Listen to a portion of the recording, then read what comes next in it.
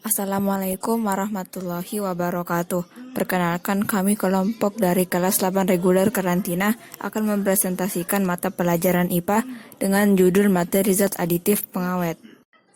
Sebelum kami menjelaskan materinya, kami ingin memperkenalkan diri kami masing-masing. Perkenalkan, nama saya Almaira, saya dari kelas 8 reguler SMP Albiruni Karantina.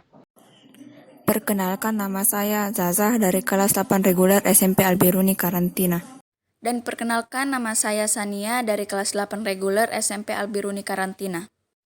Pada kesempatan kali ini kami mengaitkan ayat Al-Quran dalam presentasi kita, yaitu surah Al-Maidah ayat 88. A'udzu billahi minasyaitonir rajim.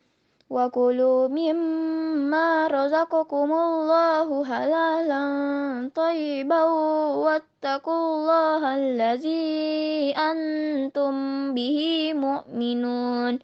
Artinya, dan makanlah makanan yang halal, baik lagi thayyib dari apa yang telah dizikirkan kepadamu, dan bertakwalah kepada Allah dan kamu beriman kepadanya. Sesuai pada judul presentasi kami, yaitu kami akan membahas zat aditif pengawet. Pengawet makanan adalah sebagai bahan kimia yang ditambahkan ke dalam makanan untuk menjaga kesegaran dan mutunya.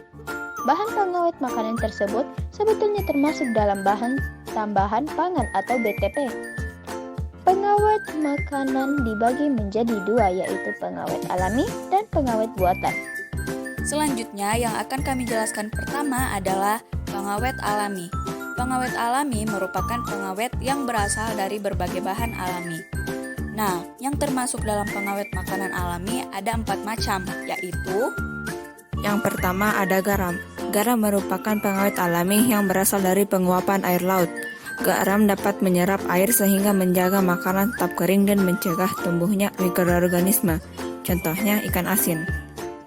Yang kedua adalah kunyit. Selain sebagai pewarna makanan, kunyit juga bisa digunakan sebagai pengawet makanan. Kunyit bersifat antibiotik yang dapat menghambat pertumbuhan mikroorganisme, penyebab pembusukan makanan. Contohnya nasi kuning. Lalu, yang ketiga adalah gula. Selain berfungsi sebagai pemanis makanan, gula juga dapat mengawetkan makanan seperti halnya garam. Gula juga dapat menyerap kelebihan air dan mencegah mikroorganisme pada makanan, contohnya manisan gula. Cuka dihasilkan dari fermentasi gula dan air. Cuka mengandung asam asetat yang bersifat antimikroba. Asam ini dapat membasmi mikroba yang membuat makanan cepat busuk, contohnya makanan kaleng dan acar. Dan yang terakhir adalah air ki atau air endapan abu merang. Air ki atau air endapan abu merang merupakan pengawet buatan yang bahan dasarnya berasal dari jerami. Jerami tersebut dibakar, kemudian diambil abunya, lalu dilarutkan dengan air, diendapkan lalu disaring. Air hasil saringan inilah yang disebut air ki. Biasanya terdapat di makanan mie basah. Nah, yang selanjutnya kami akan membahas tentang pengawet buatan. Pengawet buatan diperoleh melalui proses kimia dan tidak tersedia di alam. Beberapa contoh pengawet buatan yang diizinkan digunakan pada makanan berdasarkan peraturan BPOM nomor 36 tahun 2013 adalah yang pertama, benzoat dan garamnya mengandung antibakteri yang dapat melindungi makanan dan minuman dari pertumbuhan bakteri. Contohnya soft drinks, selai, agar-agar, dan sebagainya. Nitrit. Garam nitrit terdapat dalam bentuk kalium nitrit dan nitrium nitrit. Garam nitrit dapat menghambat pertumbuhan mikroba. Contohnya keju, ikan, daging, dan sebagainya. Penggunaan nitrit yang berlebihan dapat menyebabkan keracunan, anemia, muntah, dan sebagainya. Lalu yang ketiga adalah sorbat. Asam sorbat sangat efektif menekan laju pertumbuhan jamur tanpa mengaruhi cita rasa makanan. Contohnya keju, sari buah, margarin, dan acar. Yang keempat ada sulfit. Sulfit terdapat dalam bentuk garamnya, yaitu natrium sulfit, natrium bisulfit, kalium sulfit, kalsium bisulfit, dan kalsium sulfit. Contohnya potongan kentang, sari nanas, dan udang beku. Selanjutnya yang kelima adalah propionat.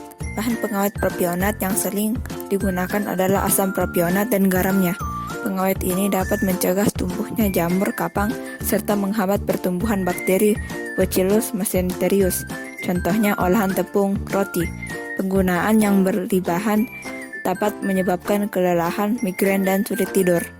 Yang selanjutnya adalah dua bahan zat pengawet yang sangat berbahaya, yaitu yang pertama adalah boraks. Boraks atau natrium tetraborat sudah umum digunakan dalam industri seperti kertas, gelas, dan sebagainya, dan juga menjadi bahan baku seperti deterjen, cat, dan sebagainya. Namun, ada sebagian orang yang menyalahgunakan boraks sebagai pengawet makanan, contohnya pada bakso, ketupat, lontong, kerupuk, dan mie basah. Penggunaan secara terus-menerus bisa menyebabkan muntah, diare, kejang perut, dan lain-lainnya. Lalu yang kedua adalah formalin. Formalin merupakan nama dagang untuk senyawa formaldehid. Umumnya, formalin digunakan sebagai bahan dasar pembersih lantai, pakaian, dan sebagainya. Namun, ada sebagian orang menyalahgunakan formalin sebagai pengawet makanan, contohnya pada bakso, ikan, dan sebagainya. Dikarenakan formalin bersifat karsinogenik sehingga dapat memicu penyakit kanker. Nah, itu dia penjelasan kami tentang zat bioaktif makanan pengawet. Semoga bisa dipahami. Kami mohon maaf apabila ada salah kata ataupun penyebutan. Sekian dari kami dan terima kasih. Wassalamualaikum warahmatullahi wabarakatuh.